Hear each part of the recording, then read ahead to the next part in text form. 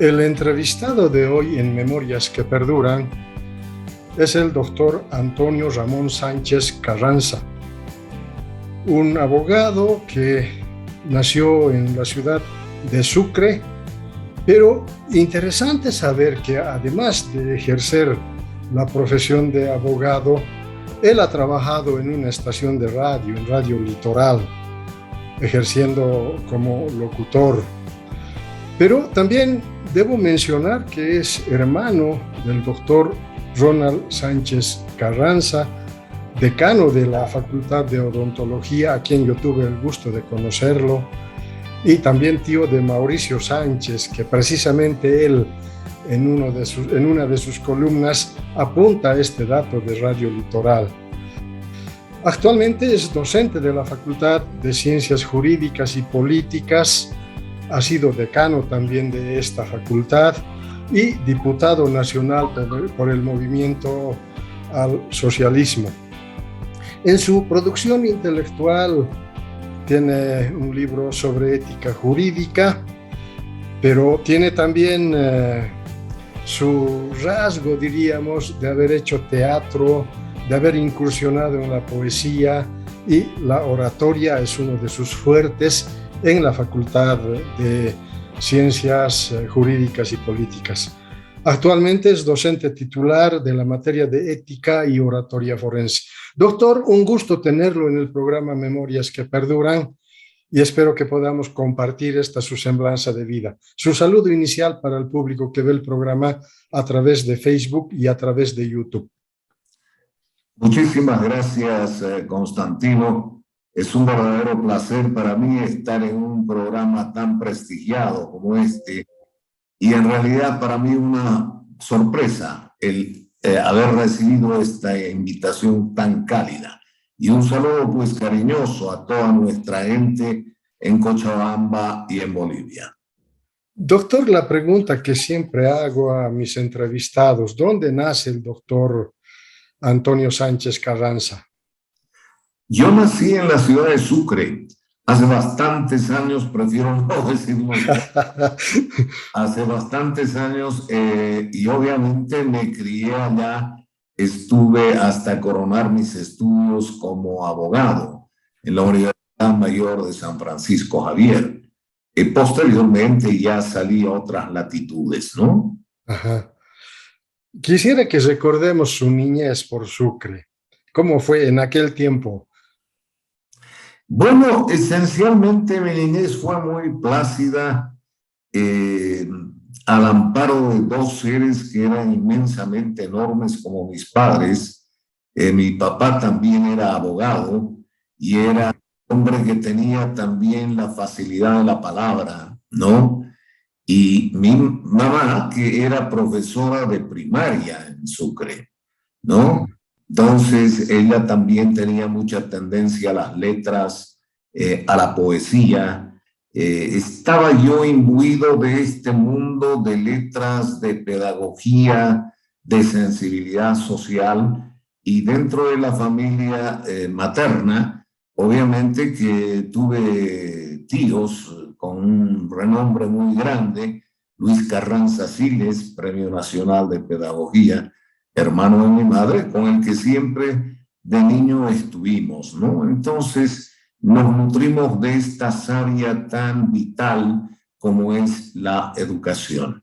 ¿Qué recuerdos tiene de la infancia, doctor? Esencialmente yo tengo una nostalgia muy grande de la casona donde me crié, ¿no? Que era la casa de mis papás. Estaba en la calle Padilla, ¿no? A unas cuantas cuadras de la plaza principal, pero era una casa que tenía 1000 metros y como aquellas casas antiguas tenía su zaguán, su primer patio, segundo patio, tenía un corral y tenía la huerta, que era lo que más atraía, ¿no? Y aparte de esto, obviamente, era esta vida tan placentera, tan cálida y rodeado de mucho amor, pues.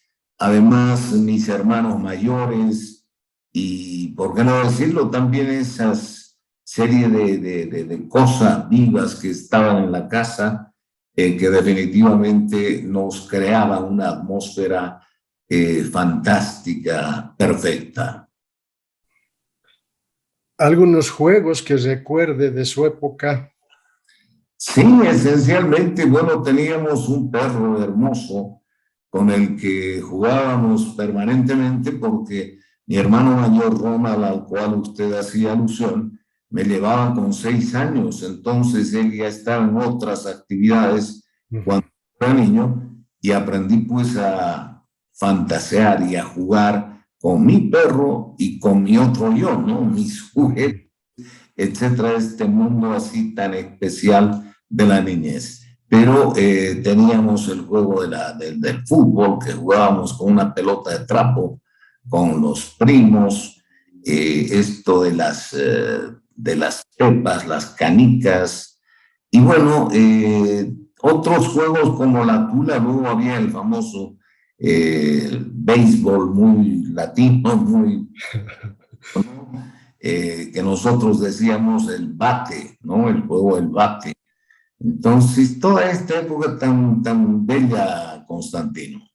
¿Y la escuela? ¿Cuál fue la escuela donde fue a recibir sus primeras instrucciones? Mi escuela fue la escuela Adolfo Siles, una escuelita ubicada en la calle Azurduy, que definitivamente tenía grandes maestros, ¿no? Y bueno, pues un grupo de compañeros tan simpáticos. Tuve la alegría de siempre haber detentado un primer lugar en la tabla de honor que se llamaba. Y bueno, esto me posibilitó el que yo saltara de quinto a primero, porque antes había esta posibilidad. Cuando uno tenía un récord académico determinado, le posibilitaban el que salte de quinto a primero de secundaria sin hacer el 6º año. Entonces, yo estuve en esa situación y pasé al Colegio Nacional Jaime Sudáñez, que ha sido donde he estado toda mi permanencia secundaria. Obviamente que mis compañeros eran mucho más grandes que yo, con otro tipo de ideas y cosas, pero nos adecuamos bien y seguimos adelante con todo esto que implicaba el proceso aprendizaje, educación y enseñanza. También estuve en la vida activa, ¿no? Fui dirigente de mi curso en la secundaria, fui ejecutivo de la Federación de Estudiantes de Secundaria de Chuquisaca, también del Colegio Sudáñez, y fue esta la vida en la que nos estuvimos moviendo. Ajá. ¿Y qué recuerdos tiene de esa su actividad de dirigente de la Federación de Estudiantes de Secundaria?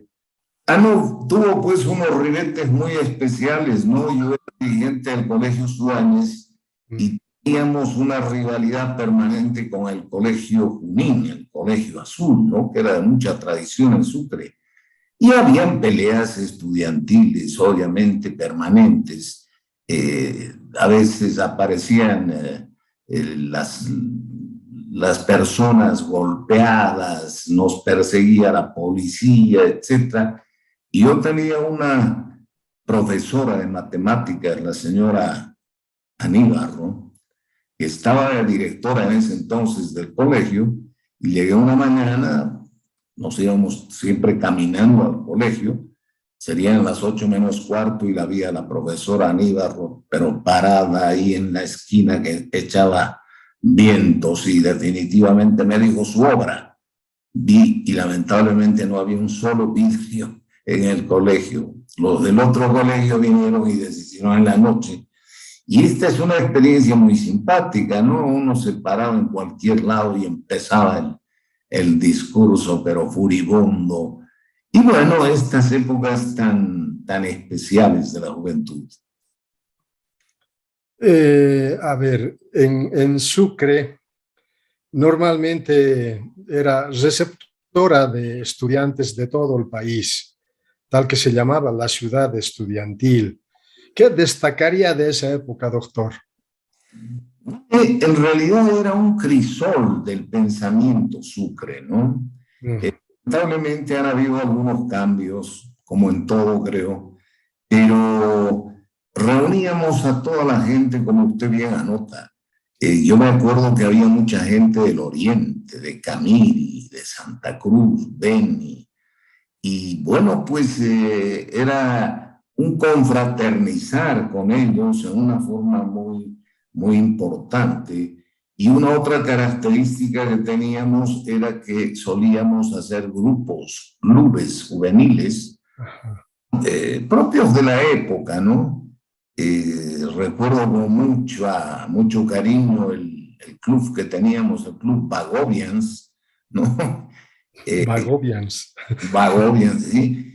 Y este grupo reunía gente del Sagrado Corazón, de colegios fiscales, había una variedad de personas. También fui presidente de mi club, estuvimos muchos años en esto. Claro que la actividad fue más social que otra, ¿no? Pero tuvo esta dosis muy simpática. Y con esto de los clubes, Constantino, les comento que menor, saliendo de la primaria, casi los primeros años de secundaria, integramos el Interact Club, que era un club juvenil o infantil, si se quiere, del Rotary Club. Ajá. También tuve la suerte de ser presidente y en base a una serie de organizaciones y de cosas que teníamos, fiestas, etcétera, lográbamos recaudar fondos y la primera tarea que me cupo realizar en esta función siendo tan joven fue el pintado de las celdas de la cárcel de San Roque en Sucre, ¿no? Entonces realizábamos toda esta serie de tareas que obviamente calaron muy hondo en la sensibilidad social, en todo lo que vino después de mi vida, ¿no? Uh-huh. ¿Ha vivido épocas de represión de la dictadura en el tiempo en el que estudiaba? Por supuesto que sí, por supuesto que sí. La época de Barrientos éramos muy jóvenes y además una represión muy dura y obviamente las dirigencias estudiantiles eran pues bastante reprimidas, ¿no? Bastante duras. Y bueno, uno de joven lo toma más al chiste, a la broma.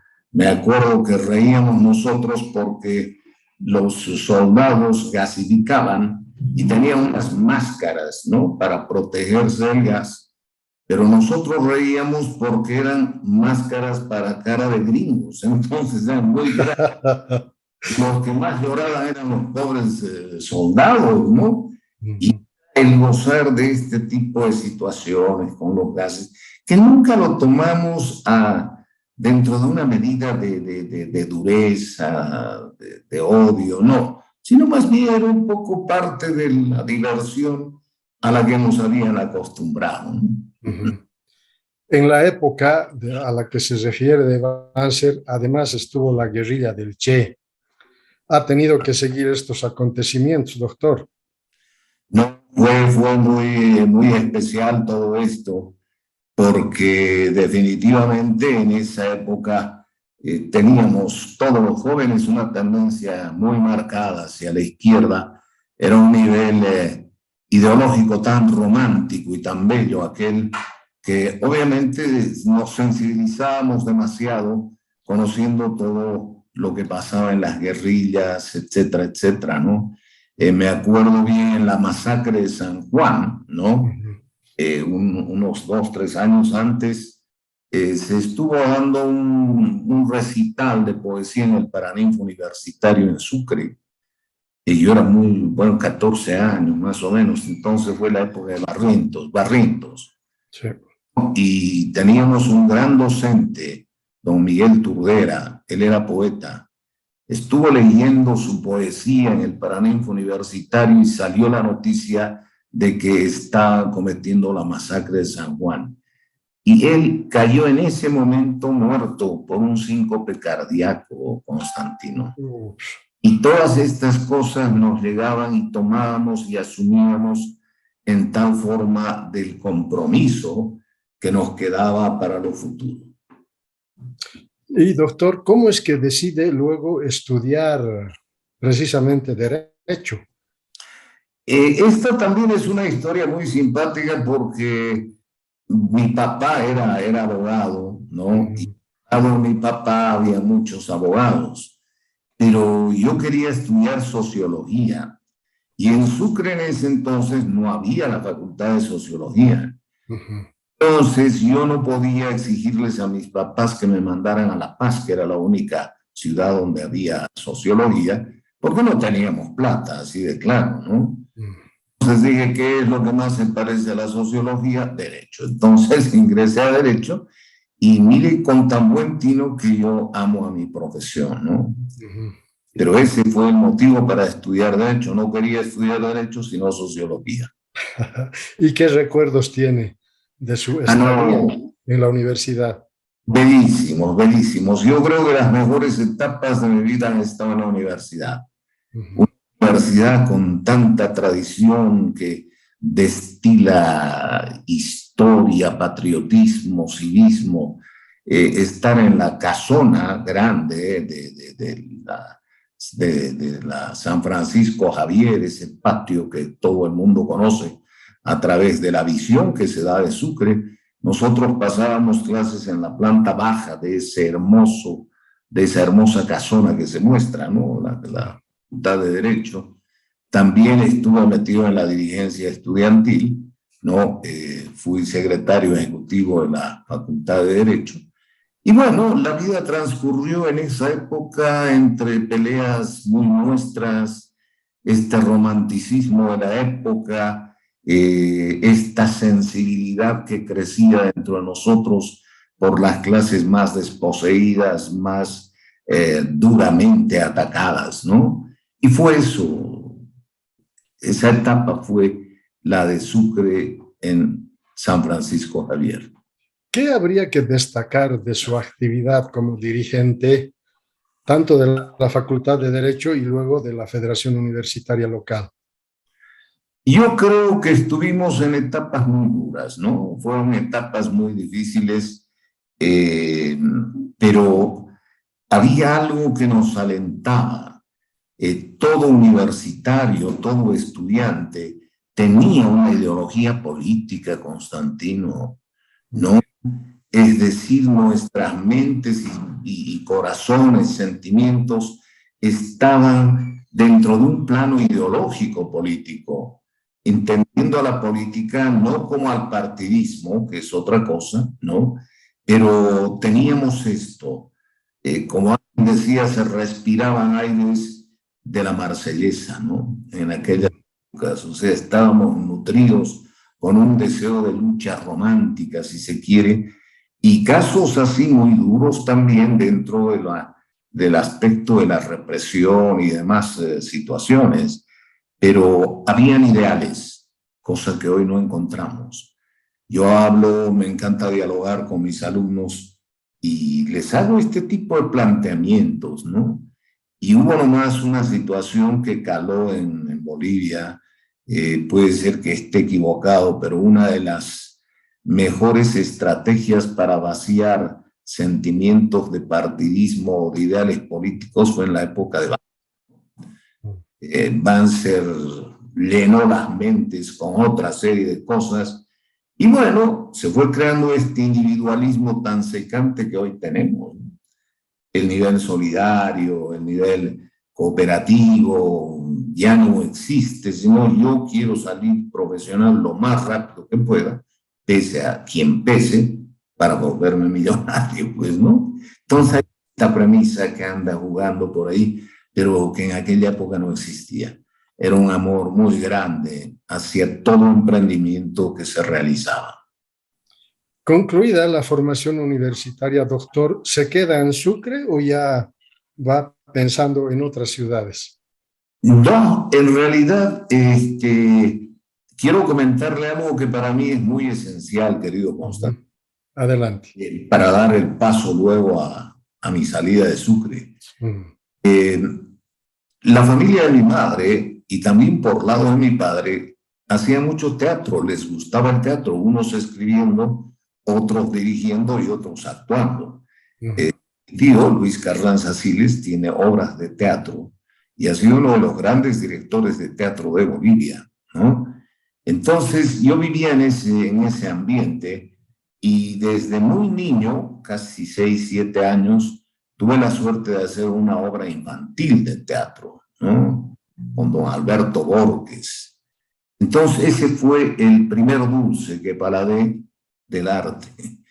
Y luego tuve la suerte de tener un gran maestro, Walter Contreras Suazo. Él fue mi maestro y lo llamo así porque todo lo que aprendí fue de él. El manejo de la voz, querido Constantino, porque es voz, se lo debo a mi maestro. Y mire, empecé desde mis 13, 14 años con él en la escuelita Simón Roncal de Sucre, donde también dictaba clases de charango don Mauro Núñez, ¿no? Entonces había mucha gente interesante en aquel entonces y bueno, mi maestro me dijo un momento, yo tenía 19 años, me dijo, ahora tú te haces cargo de esto. Y yo a esa edad, Constantino, empecé a dictar mis clases de teatro y poesía en la Simón Roncal. Tuve la suerte de tener muchos alumnos de la Escuela Normal Superior, ¿no? Entonces monté varias obras. En ese momento también me invitaron a que fuera director del elenco de teatro de la alcaldía de Chuquisaca. Tuve montajes muy interesantes en la Simón Roncal. Una de las obras que montamos fue El Cuervo, basada en el poema de Allan Poe, adaptada por Alfonso Sastre, un español. Fue un montaje bellísimo. Y luego con la alcaldía municipal, obras interesantes, nacionales, extranjeras, etc. Posteriormente, ahora sí ya en mi salida de Sucre, me fui a vivir a Tupiza, ¿no? Estuve en Tupiza y no me desconecté con el teatro porque Tupiza el centro donde Liber Forti, sí, ¿no? Y Nuevos Horizontes hicieron pues el teatro de la primerísima calidad. Y hubo alguna época, históricamente hablando, que la única revista cultural que salía de Bolivia, mi querido Constantino, era la revista Nuevos Horizontes de Tupiza. Entonces estuve también trabajando en esto y bueno, por razones obvias había que buscar otro tipo de ambiente. Volví a Sucre una temporada, pero buscaba algo, ¿no? Y tuve la satisfacción enorme de recibir la invitación de doña Beatriz Harman de Bedregal, esta gran mujer que estaba precisamente en la universidad trabajando como directora de cultura, y me invitó para que me hiciera cargo del Teatro Experimental Universitario de San Simón, del TEUS. Entonces fue por esto que me vine y obviamente seguí petulando un poco por tener algunas cosas más, ¿no? Porque era muy exigua la situación y me presenté a un concurso de méritos para ser profesor del taller de teatro Cochabamba y gané la cátedra de expresión corporal. He trabajado varios años ahí y básicamente logramos montajes hermosos en San Simón. El estreno, el reestreno del teatro universitario fue con la obra de Gastón Suárez, Vértigo, ¿no? Y Gastón estuvo presente en el debut. Entonces fue todo un suceso aquel. Y bueno, pues seguimos trabajando, formando gente, logramos hacer teatro, concursos de teatro de zonas marginales, ¿no? Se presentaban las zonas de todos los lados de Cochabamba, con mucho éxito, rescatamos gente, pero increíblemente grande. Y estábamos preparando una obra porque había un festival universitario de cultura en Santa Cruz, universitario de protesta, ¿no? De comillas, de todas las universidades bolivianas. Y yo monté una obra que se llamaba Los Invasores, de Egon Wolff, un chileno, que habla de la irrupción de masas ante el desequilibrio social y ante este nivel de acaparamiento de bienes en unas pocas manos y de la miseria en las más. Montamos la obra que pensábamos llevarla en agosto, en septiembre para las fiestas septembrinas de Santa Cruz. Presenté más bien acá el debut en Teatro Achá. Nos fue muy bien, tuvimos muy buenas críticas, seguíamos preparando la obra y se viene el 16-17 de julio, pues 1980, García Mesa. ¿Qué pensar en los invasores? Oiga, tuvimos que, bueno, desaparecer del escenario un buen tiempo.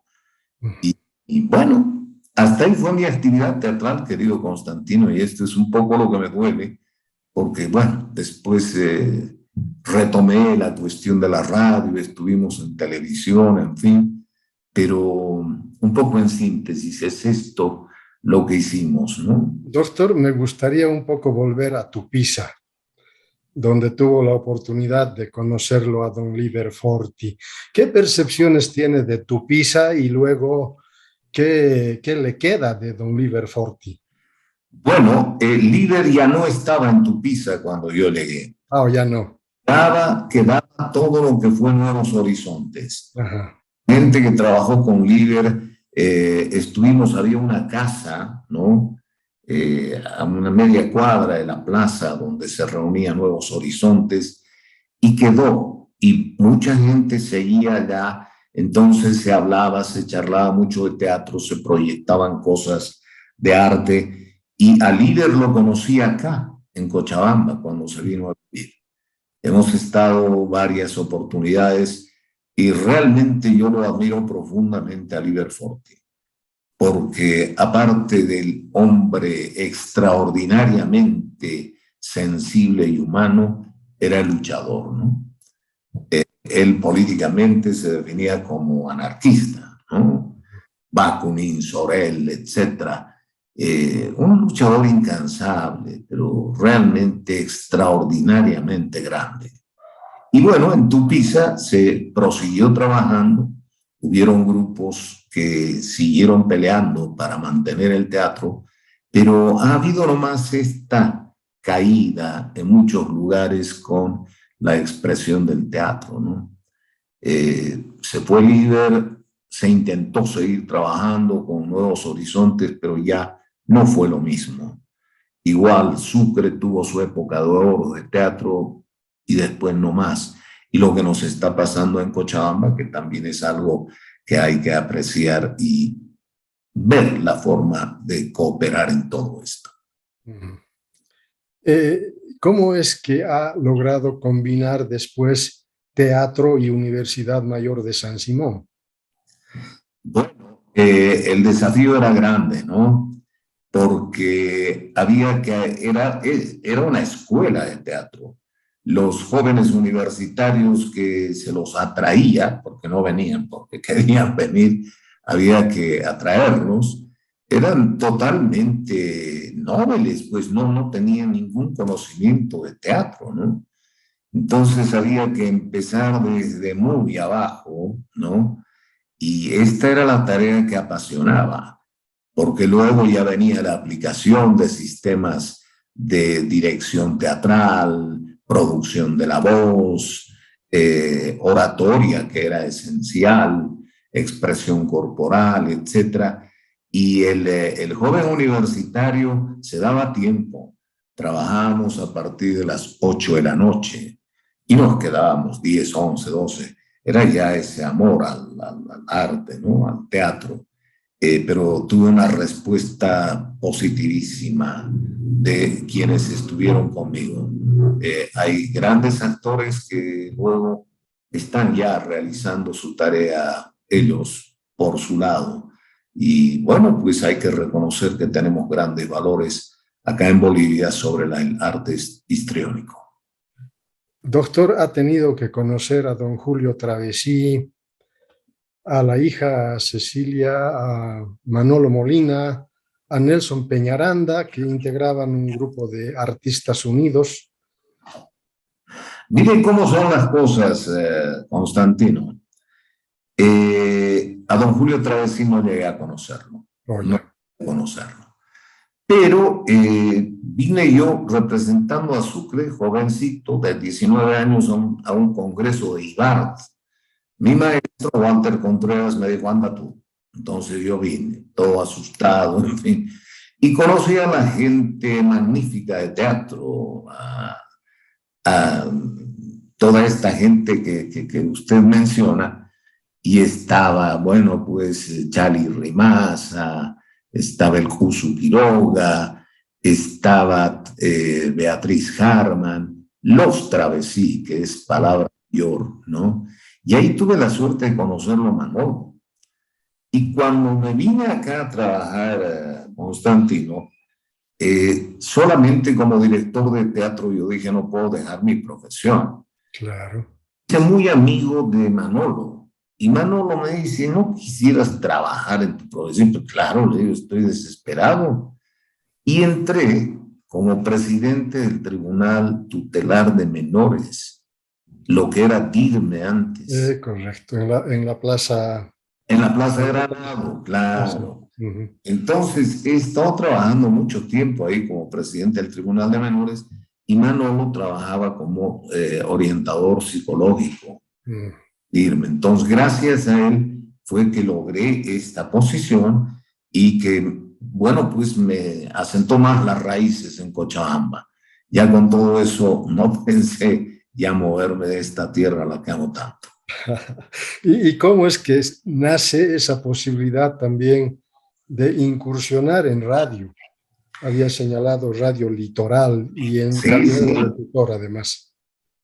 El trabajo en radio a mí bueno, desde chico, desde la primaria, ¿no? Hacían leer en las horas cívicas, ¿no? Entonces, lea esto. Entonces me gustaba. Y a mis 16, 17 años empecé a trabajar en Sucre, en Radio Nuevo Mundo, ¿no? Estuvimos trabajando en Radio Nuevo Mundo. Después se abrió una estación de la Radio Cruz del Sur, también en Sucre, y trabajamos. Luego me vine acá y bueno, pues la radio es algo que no se puede olvidar. Yo entro a una caseta cuando me invitan a alguna entrevista y siento una nostalgia total, ¿no? He tenido la suerte de trabajar con Mario Otero, ¿no? Mario, bueno, con toda esta gente de prensa, una gente hermosa. Y trabajé mucho tiempo como locutor en Radio Litoral, leíamos informativos y paralelamente tenía un programa de poemas, ¿no? Muy Entonces son estas cosas que a uno le gustan y que le dan el estímulo de vida, ¿no? Y la actividad docente, doctor, ¿cuándo surge en San Simón? Surge gracias a un gran amigo, Alfonso Camacho Peña, ¿no? Alfonso trabajaba en ese entonces en la universidad y me dice, ¿por qué no haces la prueba? Y es que te gusta esto. Además de que como me sacaron de la universidad, del TEUS, de la dirección de teatro, y con amenazas y con una serie de cosas, yo no opté por retornar, porque una vez que pasó toda esta etapa calamitosa, ¿no?, del golpe de Estado, la gente se reincorporó. Y yo no lo hice y no sé por qué. Entonces le dije, yo he trabajado con esto. Y me dijo, pero tienes derecho a volver a la universidad. Fue el que me orientó y volví a la cátedra. Y realmente la cátedra a mí me apasiona profundamente, ¿no? Y estar con los chicos, este nivel de interacción tan poderoso, tan fuerte que es realmente apasionante. Ahora, honestamente, me siento muy limitado, muy frustrado con esto del sistema virtual, ¿no? Pero por eso mantengo la interactividad con mis alumnos y ellos me dicen, con usted podemos hablar, no porque estemos frente a una pantalla no nos escucha, e intervienen todos y los motivo a hablar, porque dentro de la oratoria forense lo primero que tengo que hacer es quitarle el miedo que todos hemos tenido de hablar en público, no hacer que se saquen esta mordacita, ¿no? Entonces los chicos están ahí y realmente me da mucha vida. Para mí, comentaba yo alguna vez y decía definitivamente para mí el dar clases es terapéutico. Yo me nutro con la presencia de estos chicos, ¿no? Y con sus inquietudes y con sus cosas. Entonces, realmente es terapéutico, terapéutico. Y su faceta de decano, doctor, ¿qué recuerdos tiene de esa época? Fue muy transitoria la etapa de la decanatura. Ajá. Estuve en suplencia, ¿no? Y fue una etapa muy difícil, muy complicada, porque obviamente en nuestra universidad sabemos que la pelea es muy cruenta, ¿no? Muy cruenta. Hicieron una jugada los universitarios de unas supuestas elecciones y obviamente todo estaba muy bien maquinado. Eh, Surgieron peleas, pero enormes ahí en el mismo campus y apareció la policía ahí dentro. Y dijeron que yo había llamado a la policía. Y pues pasa el tiempo, mi querido Constantino, y uno se entera quién fue el protagonista, el actor, ¿no? La mente tenebrosa que actuó en todo esto. Salimos y salimos con mucha honra, ¿no? Entonces, fue una etapa interesante. Hubieron varios proyectos que lamentablemente no se llegaron a consolidar, etcétera, pero creo que tuvimos una acción muy positiva. Luego había señalado que usted fue también diputado nacional por el MAS. ¿Cómo es que se animó a incursionar en el ámbito político? Yo estaba dentro de mi actividad docente. En ese entonces, bueno, dictaba mis clases en San Simón y estaba como director de la carrera de Derecho de la Universidad Franz Tamayo, acá. Ajá. Me visitan unos exalumnos, ¿no? Y me dicen, doctor, ¿por qué no se anima? No, le digo, no, yo no quiero saber nada de esto. Y insistieron, y gente de mucha valía, ¿no? Volvieron a ir y volvieron a hablar, y bueno, dije, a ver, vamos a ver qué pasa, pues, ¿no? Es muy cómodo hacer las críticas desde el llano, pero hay que estar ahí, ¿no? Para poder actuar realmente. Y bueno, me invitaron a que fuera diputado por la circunscripción 23, la zona norte, que es la más difícil, ¿no? Para el MAS siempre fue lo más difícil. Nos lanzamos, fue una experiencia bellísima, conocí gente que realmente no hay con qué pagarle, esta gente que va lado a lado, he estado en mercados, he estado en plazas, he recorrido todo lo que es la ladera de la Taquiña, toda esta zona de Taquiña Chica, etcétera, etcétera. Lo hemos hecho a pie y con gente a mi lado que realmente valía mucho, ¿no? Pero también han habido cosas bastante desagradables, ¿no? El MAS tenía su nivel, obviamente, y dentro de las campañas nos íbamos por los mercados, en fin, y no faltaba alguien, ¿no? Que me decía, ¿cómo usted va a estar con estos? Incluso escupitajos, ¿no? Pero bueno, esa es la política, esa es la campaña que se debe realizar en esa etapa. Básicamente yo personalmente creía en el proyecto y que era un poco la única salida para romper determinados moldes que ya se estaban cayendo por viejos, por anacrónicos. Entonces había que buscar la situación nueva y enfrentarla. Y estuvimos ahí. Doctor, qué logros destacaría de esta actividad de diputado nacional? Yo estuve como presidente de la Comisión de Constitución, Justicia y Policía Judicial. Una de las comisiones más importantes dentro de lo que es la Cámara de Diputados. Nosotros hicimos todo el trabajo a nivel de la dictación de leyes, los estudios de las leyes. Estuvimos en el periodo de la Asamblea Constituyente, ¿no? Tuvimos la intervención dentro de lo que se dio para la aprobación de la nueva Constitución Política del Estado. Luego hemos estado también dentro de proyectos de ley que por intereses personales muy mezquinos no se daban, ¿no? Han quedado varios proyectos de ley y lo fundamental para mí dentro de esta labor de diputado uninominal, porque el uninominal no va jalándole la leva al jefe, sino votan un poco por lo que uno es. Yo armé mi casa de campaña del diputado uninominal en la avenida, acá en Calacá, bueno, en la zona norte, un edificio que es de Ulises Hermosa, ¿no? En la Simón López. En la Simón López.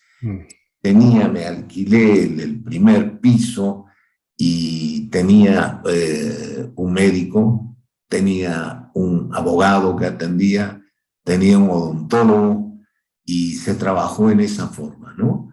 Y la aproximación con la gente, yo no esperaba el que se me ruegue, se me diga, venga, queremos reunirnos. No, las puertas estaban abiertas siempre y la gente que quería ir estaba y me encontraba.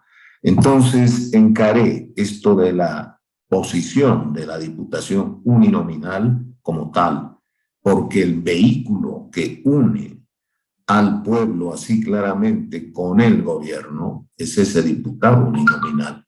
Si hablamos de representatividad en las cámaras, mi querido Constantino, hay que poner en relieve esto de los uninominales, ¿no?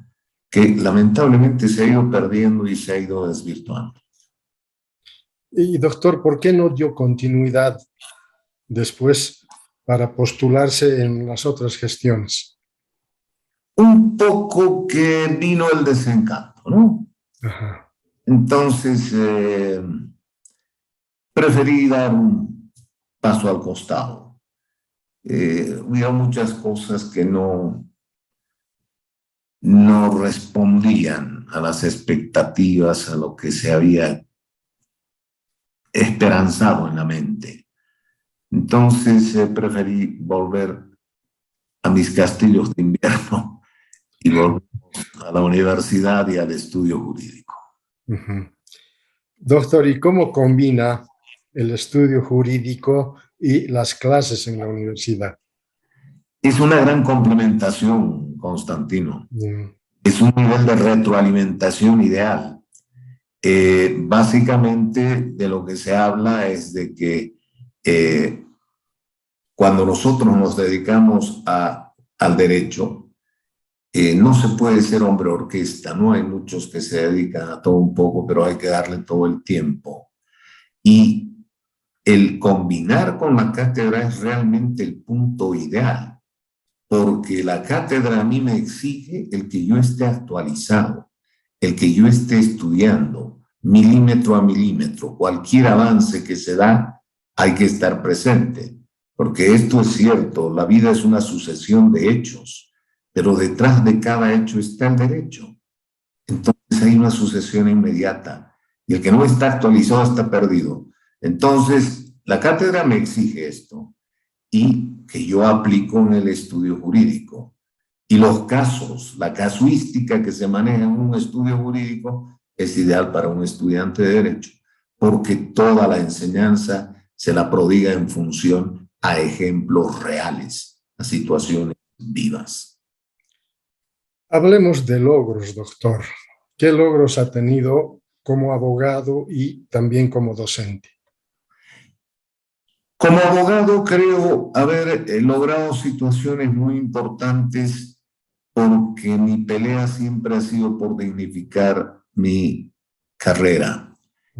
La pelea ha sido a brazo partido y sigue siendo contra aquellos que mancillan el apostolado que es el derecho. Lamentablemente se ha desprestigiado tanto mi profesión, se le ha echado tanto lodo que hay que pelear con mucha fuerza, con mucha entereza para demostrar que se puede ser abogado honrado, porque no todos los abogados son corruptos. Y es hasta que la gente se da cuenta. Yo a los abogados corruptos los llamo artesanos del derecho, ¿no? Porque se han convertido en mercaderes de la justicia. Y mi profesión es otra, es otra. Entonces, enaltezco mi profesión y lo he hecho desde el lugar en el que he estado, en los diferentes cargos públicos o privados que he detentado como abogado, siempre he puesto en alto la nobleza en mi profesión, que es un apostolado. Ahora, como docente, mi querido Constantino, es increíble la recompensa que uno recibe como docente. Un solo caso, le comento para que sea más claro. Un día voy a tránsito, yo usualmente no hago trámites como abogado en tránsito, prefiero evitar a la policía, en fin, no va con mi carácter. Llego a tránsito y había un señor ahí sentado. Y bueno, me fijo, y era un ex alumno mío. Me dice, doctor, ¿qué hace por acá? No, vengo a ver esto, pero yo soy pues el abogado de la repartición. Pero le digo, pero tú recién has salido. Hace 10 años que he salido. Imagínense, tengo generaciones de abogados que he formado, ¿no? Entonces, esta es la mejor satisfacción. Y veo a una cara, pero así conocida, que se me acerca, me saluda. Entonces, yo creo que este es el mejor premio. Ver el producto que uno ha logrado en la educación, en la formación, y ver que existe gente de primera dentro de esos bien formados. Bueno, así como hay logros, también hay dificultades. ¿Qué dificultades ha tenido como abogado y como docente? Hay dificultades terribles. Un poco el problema como abogado, de por sí mi profesión es muy conflictiva, ¿no? Basta que haya choque de intereses. Los autores dicen el derecho es un escenario de lucha, ¿no? Pero se busca una ideología de paz. Ahí está la paradoja, pero es esto, ¿no? Entonces, la práctica profesional de muchos, Constantino, a veces decepciona. La actuación de muchos jueces decepciona. Gracias a Dios que tenemos jueces todavía, que son un ejemplo, y a los que realmente hay que honrarlos profundamente. Pero hay otros que lamentablemente destruyen a la profesión. Y en casos así muy delicados, muy especiales, uno de los golpes más duros que recibí hace años, casi por lo cual dejo de ser abogado, yo estaba de presidente del Tribunal de Menores, DIRME, y bueno, se dio una situación, teníamos una policía tutelar del menor, eran jóvenes universitarios, y los casos que hemos visto realmente espeluznantes. Un caso, una llamada, el entrar a una estancia ubicada en la periferia de la ciudad, un hombre y una mujer ebrios, quemándolo a un niño de 1 o 2 años. Este tipo de cosas son las que a uno lo destrozan. Y ahí yo dije, no, dejo el derecho. Pero luego pensé y dije, hay que salir pues en defensa de estos niños. Y a mí me apasionó aquello, ¿no? He tenido chicos que he conocido y que ahora ya son mayores, ¿no? Y que siempre se acuerdan, se aproximan, el tratar de controlar a estos grupos de inhaladores, etcétera. Todo eso tiene un precio muy grande, el haberlos rehabilitados, también situaciones de mucho peligro. A veces casi me clavaron un puñal un individuo que estaba siendo atendido en este tribunal precisamente por agresividad, violencia extrema y por drogadicción. Entonces, uno no está libre, ¿no? Situaciones muy, muy difíciles, muy complicadas, pero superables. Y en la universidad, esta pelea tan intestina que tenemos entre docentes al interior de la propia universidad. Yo creo que se ha llegado a un extremo en que muchos docentes ignoran lo que es la palabra academia y prevalece la palabra interés de grupo, interés personal. Creo que tenemos que ser lo suficientemente honestos para darnos cuenta de que no se puede dañar así a una universidad que tiene tanto prestigio. Entonces, no por intereses personales vamos a degradar, a devaluar a algo que ha costado tanto y que merece tanto. Doctor, en el tema de la justicia, la opinión pública ahora ha perdido fe en los jueces, los fiscales. ¿Cómo ve usted esta posición desde su profesión de abogado?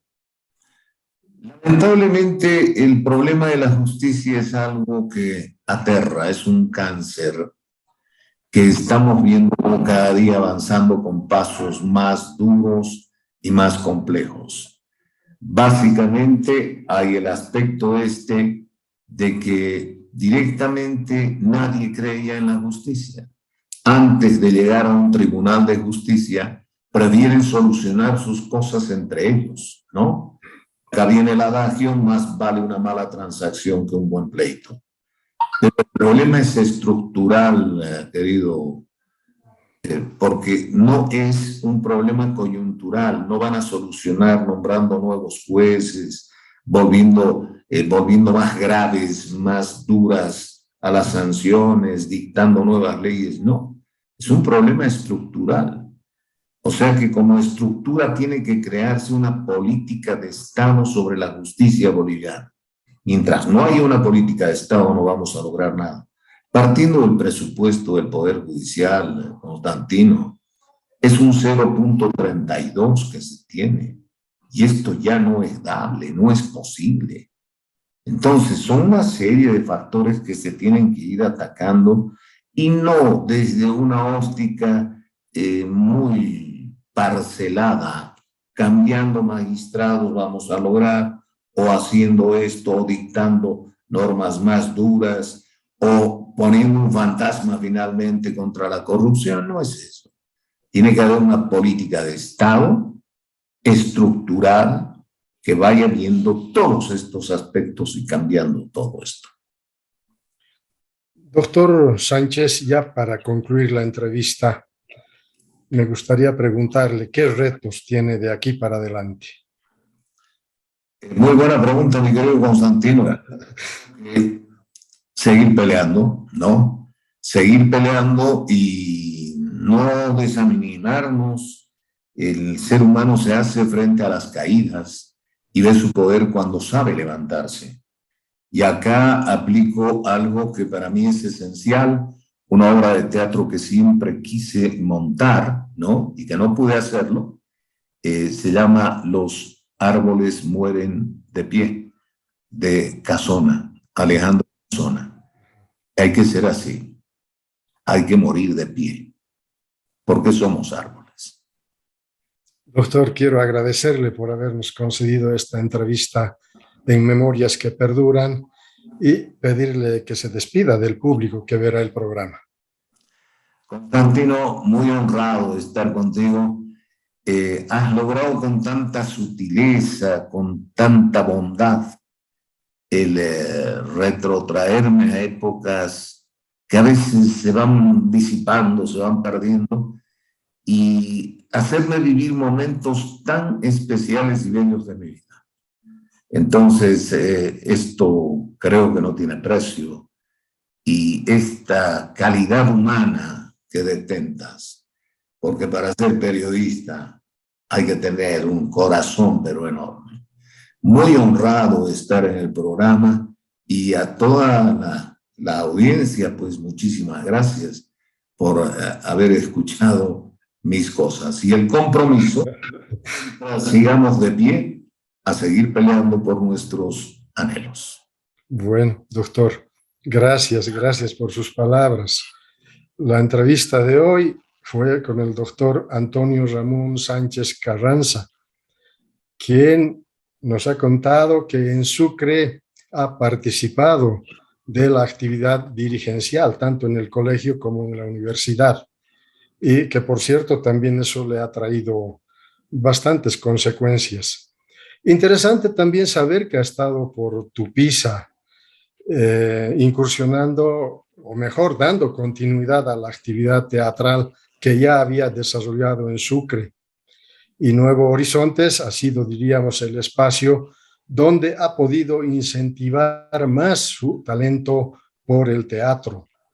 Ya su presencia en Cochabamba, dando continuidad a su actividad teatral en la Universidad Mayor de San Simón, pero también el tema de la locución, como había mencionado, en Radio Litoral, aunque también hay antecedentes de haber trabajado en emisoras en Sucre.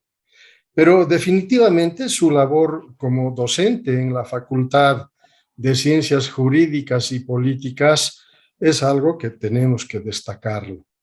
No tanto, diríamos, su presencia como diputado nacional, que sin duda también ha tenido una participación política importante, pero él nos ha señalado que ha sentido un desencanto por lo que ha sucedido con el MAS en los 14 años. Pero bueno, de aquí para adelante queda el desafío de seguir peleando, es lo que nos dice el doctor Sánchez Carranza. Y este tema del libro Los árboles mueren de pie. Ojalá todos pudiéramos morir de pie y peleando, doctor. Gracias por haber compartido su semblanza de vida. Ha sido un gusto. Muchas gracias, Constantino. Hasta pronto.